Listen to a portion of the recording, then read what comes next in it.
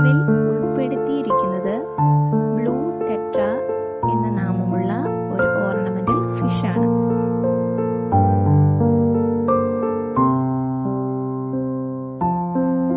ഈ പ്ലാന്റഡ് അക്വേറിയത്തിൽ ഉപയോഗിച്ചിരിക്കുന്ന ചെടി ക്രിപ്റ്റോകോറിനാണ്.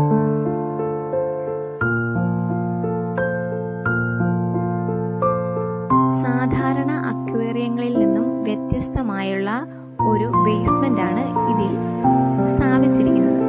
Lava rock, lava chips, lateral stones